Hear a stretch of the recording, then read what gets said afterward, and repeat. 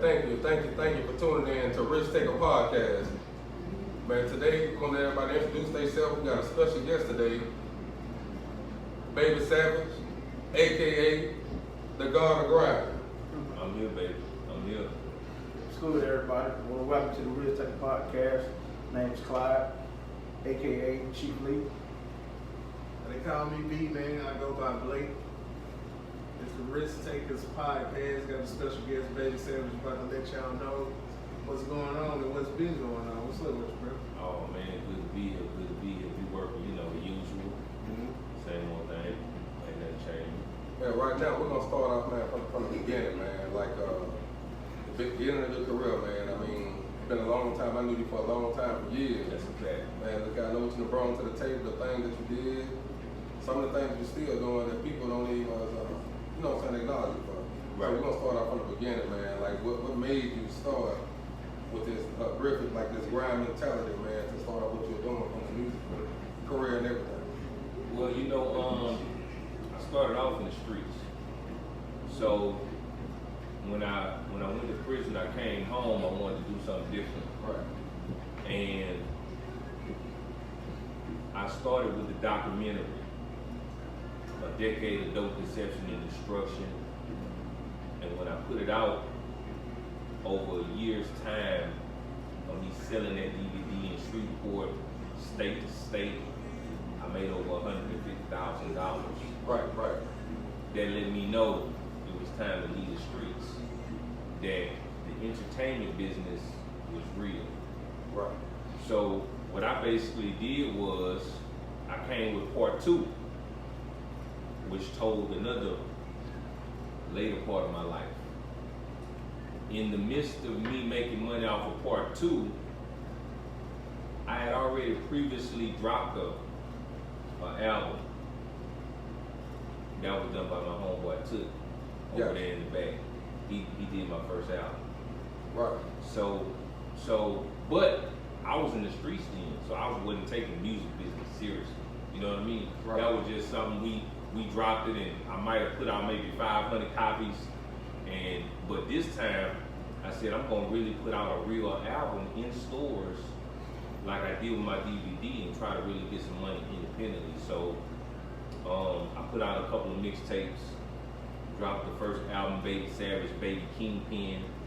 I was young then. I think I was probably about 26. But what year it was? Maybe 2008 or 9. Gotcha. Right? So now we're talking, I put that album out, it was in stores like FYE, Best Buy, even had a few placements of Walmart. Man. So, and I did all this independently, just figuring it out. You know what I mean? Trial and error. But, so I made a lot of money off of that. And previously, while I was in prison, I had already read like 3 books on touring. So when I came out, I didn't understand the music business like everybody else. They trying to get signed, they trying to go somebody, and hey, I listen to my music, I want to be down. All I knew was as a business. Right. So I started putting together tours, and the first year I did like 100 shows, made about $200,000. Where were you touring at? All over the United States, bro. Like we talking about no radio play, nothing. But I figured out how to get a club. I'm basically doing shows, but I'm promoting myself. Right. And I'm always including other artists on the show from whatever city I'm going to. And they gonna bring the crowd. I'm gonna be the biggest person on the flyer. Right. They gonna pass out the flyers. I ain't even gotta go down there. They gonna bring their people along. And basically what I was doing was I would charge an artist $100 to get on the show and open up for me. You would get 20 tickets. The tickets going for $20 a pop. 20 times 20, that's $400 for yourself in your pocket. All you owe me is $100. I'm putting 30 artists on the show to open up for me. 100 times 30, that's $3 grand. I'm doing 100 shows a year, that's $300,000. Now we're gonna minus expenses, gas, food, hotel. You know, sometimes I'm not really like the fashion guy, so I barely do like the clothes. I got my little homies with me every time we do the show. They want to go, they selling their CDs, they gotta go buy a fit. Every different show, they want to look a certain way, but I mean, you know, I wasn't on that type. So when I made it 200,000 at the end of the year, I added it up. I said, okay, how can I turn this into $1 million? And I was like, there's no way possible that I'm gonna be able to make $1 million doing 100 shows, and I'm only making about $3,000 per show. So I believe in God. I'm a strong believer in God. And he sent me a sign, and I was watching a DVD and an interview with 50 Cent, and he was talking about when he first got in the game, he was doing 300 shows a year.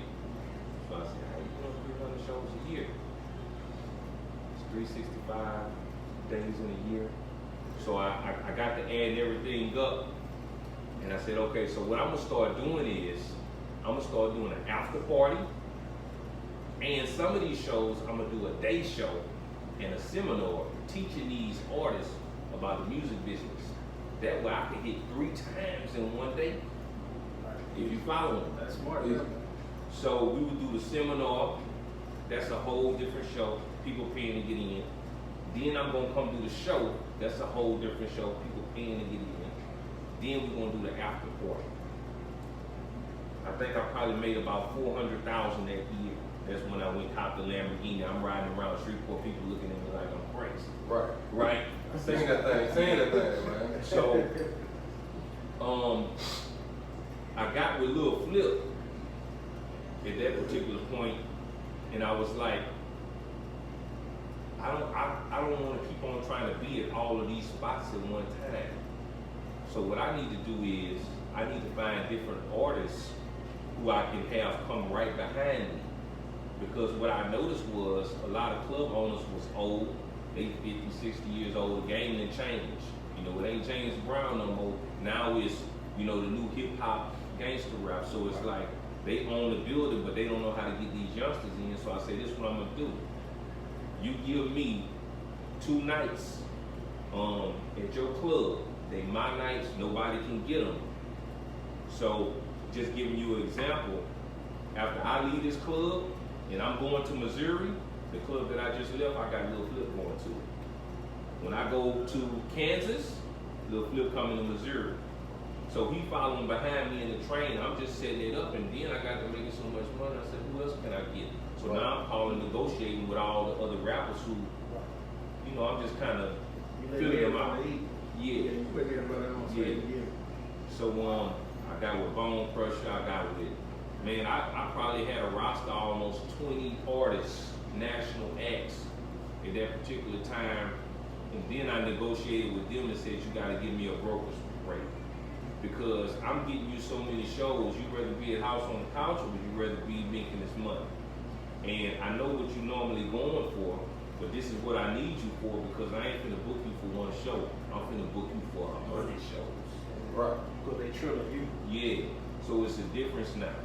So now, I got them down to a low price. Remind me. So I got a question. When you're dealing with that many orders, what was the complications of dealing with that many orders at one time, trying to manage egos?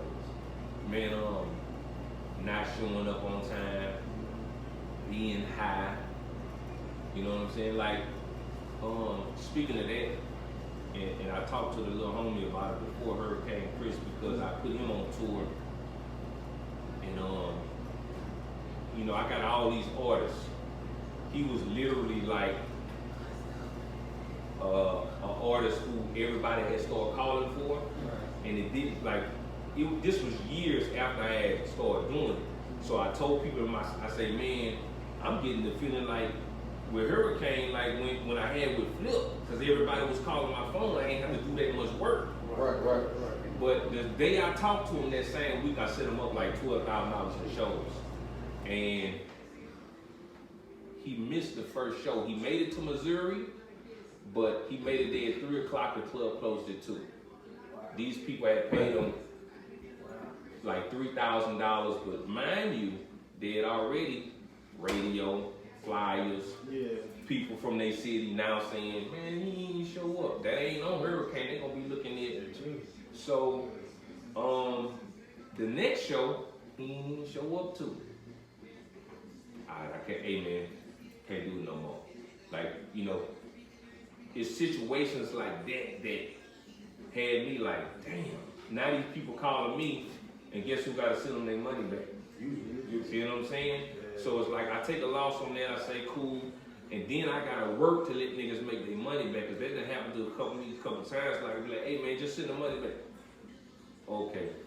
Now I gotta find artists who gonna do a feature with you, and then I can keep that money to make my money back. So I'm working myself to make the money back that you owe. That happened several times dealing with other artists. So that was like one of the big headaches. But at the end of the day, I took it on the chin with a lot of these different artists because I said, hey man, I'm making hundreds of thousands of dollars doing nothing off of these people's names. And a lot of the times, like, you know, Young LA, that's my little partner right there. Like, he would mess up sometimes, but LA was the type of dude who got it. He's like, Savage, I remember we had a show in Oklahoma one time. He was like, Savage, man, what's it gonna take for me to be like #1 on the booking list? He's like, I'm gonna give you 50%, fuck it. I was like, you #1, nigga. You #1. You know what I'm saying? So it's like, when somebody will call me, they want to book Young LA, they paying Young LA $2,500. The normal booking fee is 10%. Me, I had negotiated with all these other artists, I'm getting 30. LA finna give me 50. I gotta push LA first. Yeah. Hey, Savage, who you got? I got Young LA right now. He ready. Where you at? You know what I'm saying? Send a deposit, I'm gonna shoot you the contract. And when he would mess up, I send the money back or whatever. But he was good on making up shows too.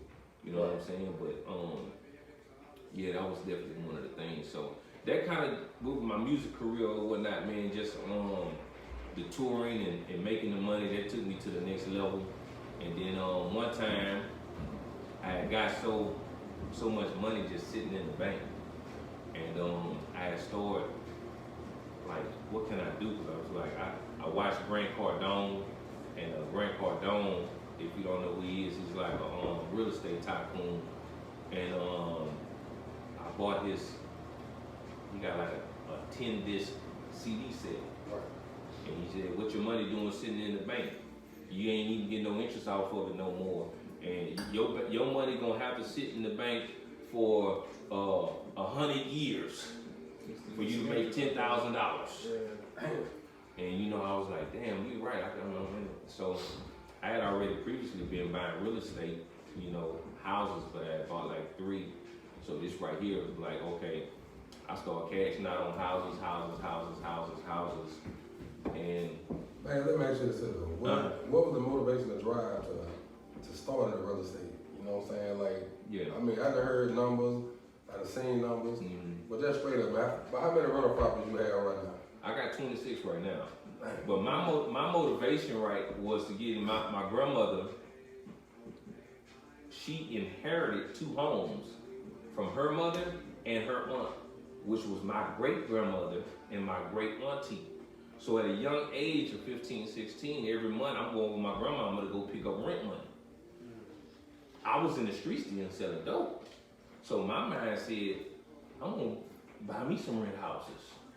And I was watching BET Uncut one night when BET Uncut was out. Nelly Tip Drill had just came out, and I couldn't wait to catch that video. Every night at 12. Always. Infomercial came up. Rest in peace to Carlton Sheets. This is a real estate guy. He was like one of the first guys. This is before pre-internet. So wasn't nobody on talking about, hey, let me show you how to make some money and all this. He on there selling a book for $100 and something, saying, hey, I'm gonna teach you how to go buy real estate for pennies on the dollar. A $50,000 house gonna cost you $5,000. I'm gonna show you how to do it. I got money, man. I'm making thousands of dollars at 15, 16. I instantly sent that money just believing. And I got the book. It was loose leaf paper. Like, it wasn't even a book. It was loose leaf paper, but that don't matter. It was about the knowledge that was in it. But I'm just saying, like, the hustle he had to even come up with that idea back then, and he was selling it on commercials. So So I bought the book and I read it, and I kid you not, a week later I went and bought 3 properties for $2,900. All 3 for $2,900 on a half an acre of land. The white guys that came from out of town in Mansfield, they was buying the property, they lost their jobs, they defaulted on the loan. The company only wanted the balance, they only owed like $2,900. I came in with $2,700, bought $300 from my grandmama, bought the property, rented the property out, put it on HUD, made my money back in 1 year. A year after that, I went to prison or whatnot. One of the houses burnt down, one of the houses got towed down. When I got out of prison, all that came through, the oil company wrote me a check. I still got the land. Then I sold the land to a lady who wanted to buy the land off of that $2,700. When I added up, I made a little bit over 40 grand over the period. And it was really closer than that over a period of maybe about 5 years. So when I got out, I said I'm gonna buy some more rent houses, and I bought like another one. But then when I got with the music, I just started focusing more on that. And then, like I say, I saved so much that I was like, I gotta do something. So I went back to the real estate to diversify that portfolio. So how long was that actual contract that you have? Because they can buy the house back if they pay their property taxes, right? No, this right here wasn't adjudicated property. That's Okay, different. that's different. That's different. Yeah, this right here was a bank foreclosure. It's the same as if you buy a car from a bank and you don't pay your note, they come repossess it. That's their car. Now you can't get that back. So this right here was a complete foreclosure, and I bought that property, and now it's mine. I know we got a couple segments to go, but it seemed like at the age of 15, 16, right? It seemed like you was laid down, it seemed like generational wealth was laid down in your lap at that age, meaning that you inherited your the houses and stuff. Well, I didn't inherit the houses. You didn't inherit the houses? No, my grandmother inherited 2 houses. She inherited, okay. That's where I saw her getting money from rental properties, Okay. which made me say, I want to go get my own house. Okay. So my houses I bought. Okay. Yeah, I bought them. Now, that's one thing I can say, man. I mean, it's been a long time. Yeah, I remember walking out my mama's house one day, coming Yeah. down the steps. yeah. I looked to the right, shit, I seen you over there. I'm like, man, what you doing over there? You were like, man, that's my property right here. I was younger here on West 73rd. You know what I'm saying? Right. I'm like, damn, I'm on my way to play basketball, and He he got was the looking at that goddamn property land. I'm like, god damn, you know what I'm saying? I mean, and it was at a young age, and I'm like, man, you know what I'm saying? Shit, how old are you now? 38. He 38, I'm 42, so think about it. Yeah. He was younger than me, and I came out there, I'm like, man, what you doing over there? He was like, this is my property. And I'm gonna tell you something, that was the first property I bought with rap money. And I didn't, but at that particular time, I wasn't serious enough to know how to fix it up, rehab it, and do whatever, so the city came and tore it down. Right. You know what I'm saying? Which is another thing I'm gonna get into once we start getting into the economic wealth of Shreveport. Right. But yeah, so And man, the next thing, man, but we'll switch it over. You know, I mean, everybody want to talk about the building, the gold building downtown. yeah, What's your face on? yeah. You know, hey, I from when I first seen it, I was like, I'm like, damn. That nigga done put a building up there and got a face up there like P. Diddy. Like P. Diddy got it out there in New York. I'm like, I'm talking about shit up, gold ain't going. I'm like, man, hey, every day, hey, I'm going to do a bond and then Boulder City, man, my wife paying by. The one and only, man. I'm looking at it. Yeah, I'm like, damn. yeah, And when I look at it, you know, I'm like, man, to get that building like that, to get it up there, shit, it costs money. yeah. And plus, I mean, you look at the price of wood and the price of things going up, man, you like, man, what the hell? Yeah, I got like 200,000 in it right now. I'm gonna tell you something. I bought that whole entire neighborhood block.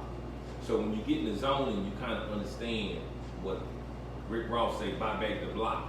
Right. That's actually a legal term in every city, in every state. So when you say block, we're not just talking about some rap shit or some hood shit like niggas say I'm on the block. No, in the definition of zoning, a block is all the land in between the streets. So, you know, say for instance, you know, we talking about everything in between Jewella and Hearn, Greenwood Road, and West 7th. And I'm not saying that because it's more streets than that, but just imagine a neighborhood surrounded by streets. That would be the block, right? Yes. So over there in my area, I bought the entire block, and it's gonna be more development in that area. I'm building 3 buildings over there, right? And a lot of people keep on asking me what he building. So I kept quiet on it. I was actually in the out with it at first, until they had a group of white people who came and they didn't want me building over there. They've already started gentrifying that area. There used to be hundreds of houses over there, now 6 left. 6 out of hundreds. Black owners. The majority. Almost all, right? Now all the houses are gone. They got plans to develop that area. People gotta understand, when you're talking about cities, they don't have 5-year plans, 10-year plans, they got 30-year plans. Right. Of what they're gonna do with the city and everything like that. And my ideas didn't go along with theirs, I guess you could say. Right. So they came to try to oppose me, which, I mean, realistically speaking, if my land is zoned for something, then I got it. Whatever that business is, I can do it by right. Right. So it doesn't matter if you oppose me or not. But just me being who I am, I'm a fighter. And if you play with me, like, we gonna fight to death. That's it. Speaking metaphorically, you know what I mean? Like, it's never gonna be an end to this until you come apologize or buy down or something. I'm attacking at you, I'm picking at you. That's who I am. I don't let that go. You see what I'm saying? I don't care who you is, I don't care how much money you got, I don't care. Man, you could be down on Trump. I'm gonna reach you some type of way. You know what I mean? So my arms not shot day long, so I can box with any god, because I'm a god myself. That's it. That's a fact. Definitely, man. Definitely. So, you know, a lot of people, they say gold building is actually burnt orange. So that color is burnt orange, and when I had it specifically made just for that, because with the type of architecture I'm doing right now, they're not even doing that in the South. You understand what I'm saying? Right. So you got Horseshoe Casino, that's different, that's glass. Right. I got aluminum clad and panel, they doing that in Beijing, China, Tokyo. You understand what I'm saying? You would actually have to know the materials to understand what's going on. And like you said, P. Diddy in New York, I wanted to do something different for a city that ain't nothing been happening Right. for us ever. So when I talk about that, I tell people, I say, you gotta really understand or really get into this to understand, like, economics, zoning, architecture, and how previously, you know, the United States is still racist. When we talking about when it was out in the open, Right. the people who architected this was so intelligent to say, we know how to keep them over there so they don't come over here.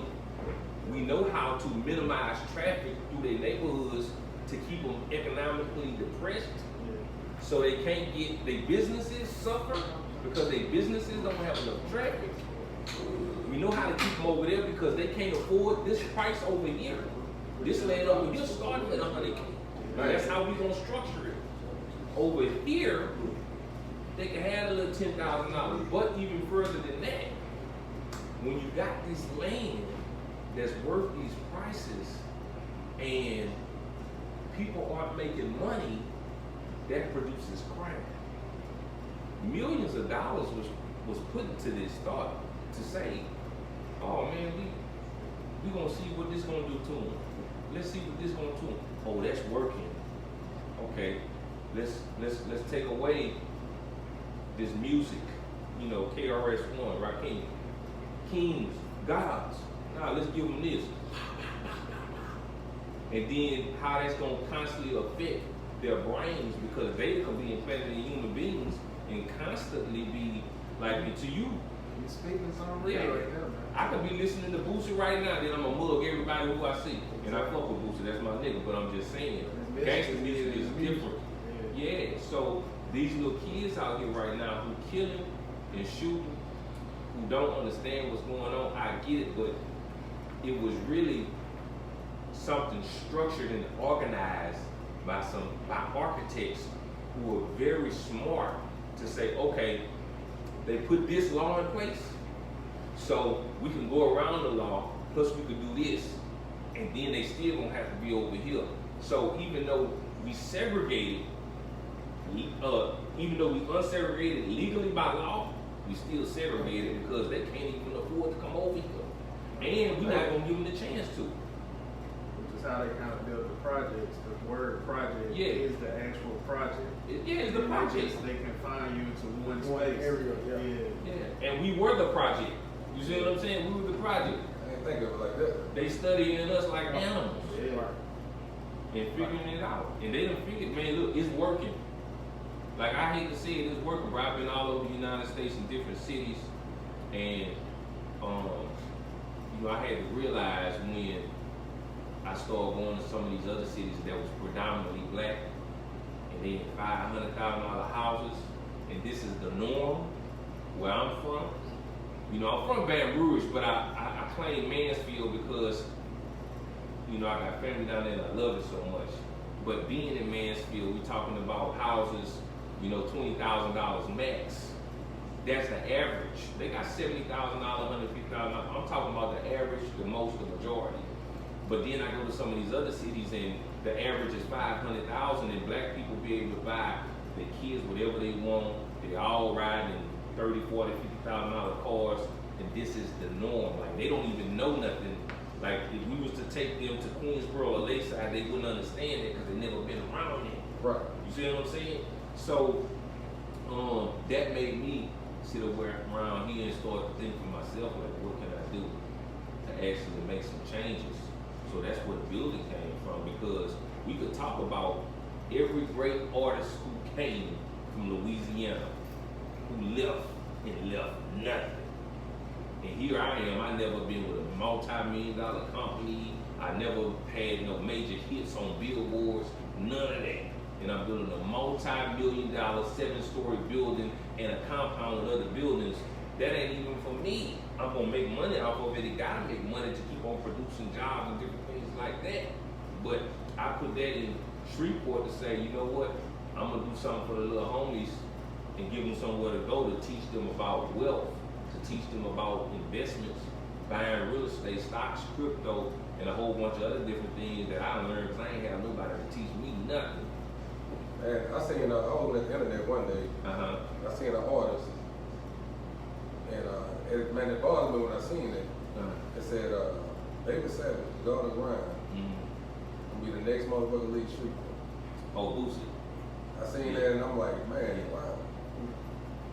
why is he saying that? You know what I'm saying? Well, Because he feel, I'm gonna tell you, because he feel like the people in Louisiana run you away. Everybody in the left, bro. P left. I can name you everybody that left, and I know why they left.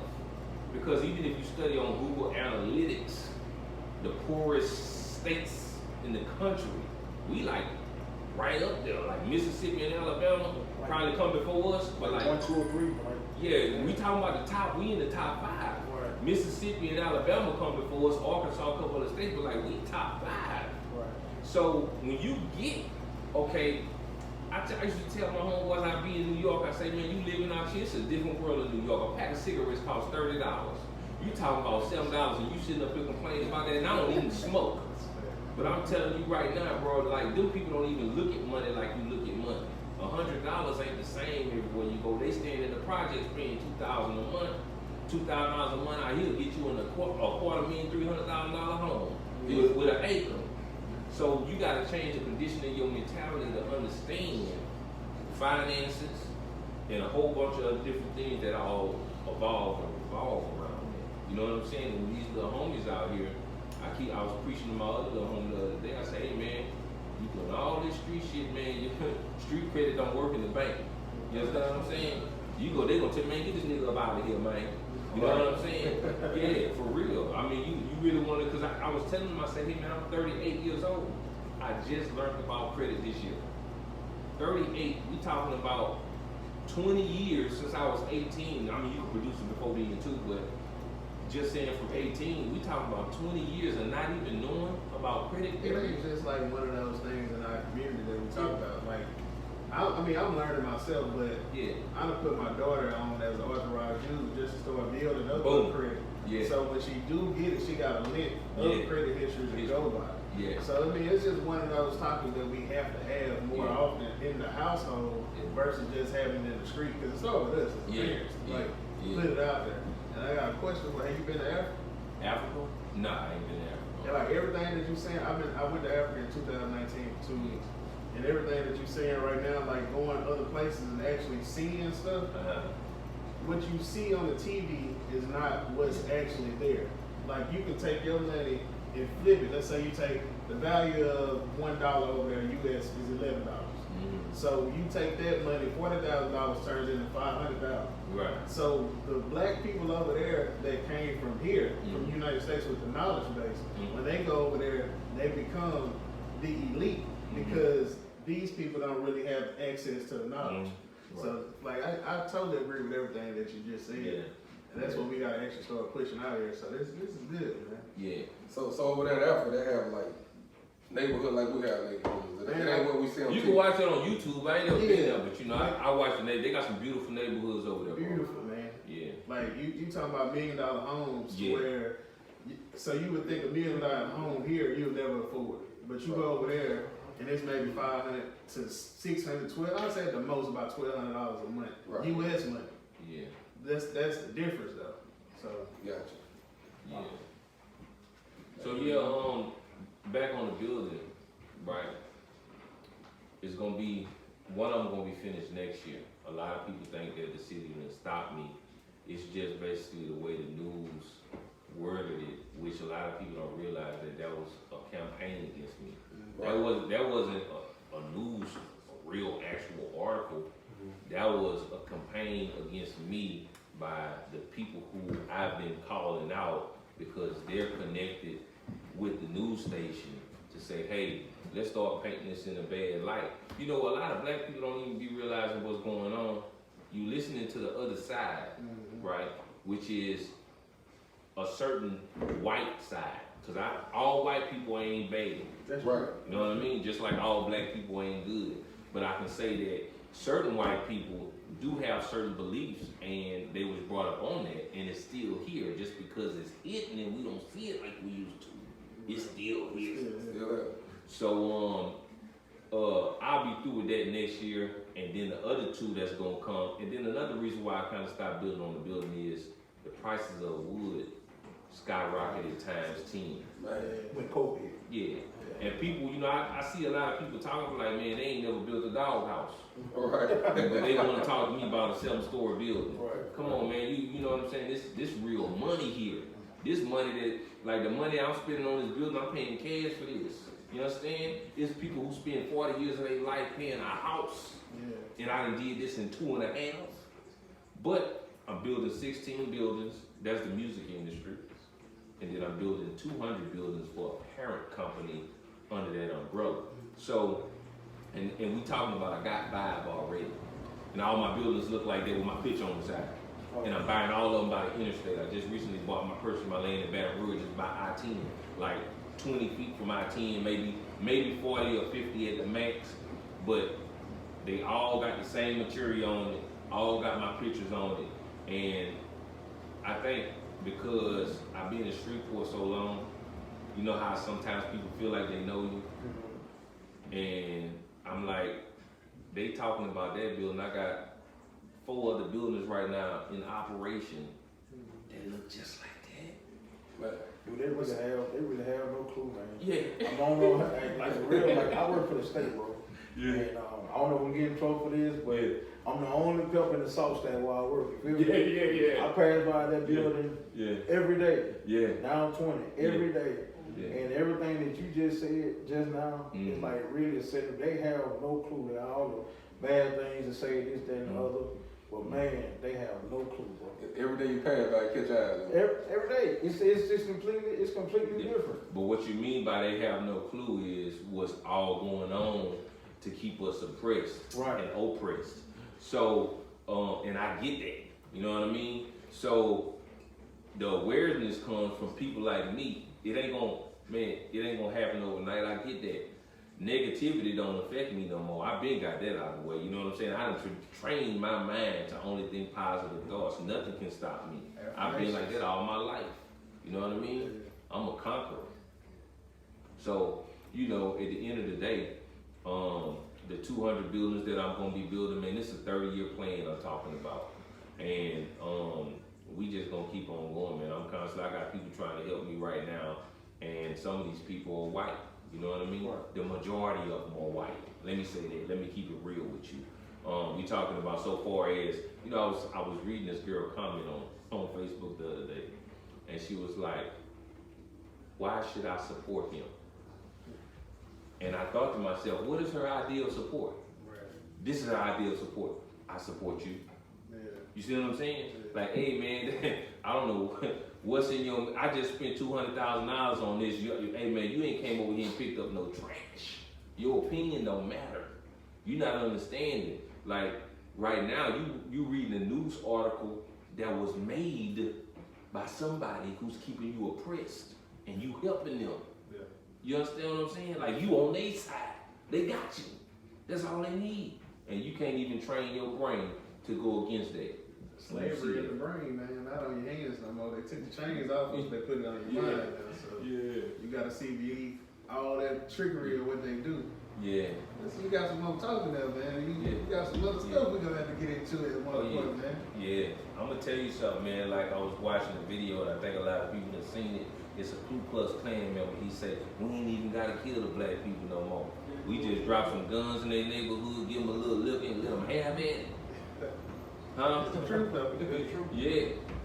So, you know, one of the things that we're gonna do to keep the violence down in Shreveport with some of the people who I'm getting with, a lot of the guys like Clyde and other business owners in Shreveport, is actually showing these young dudes how to get wealth.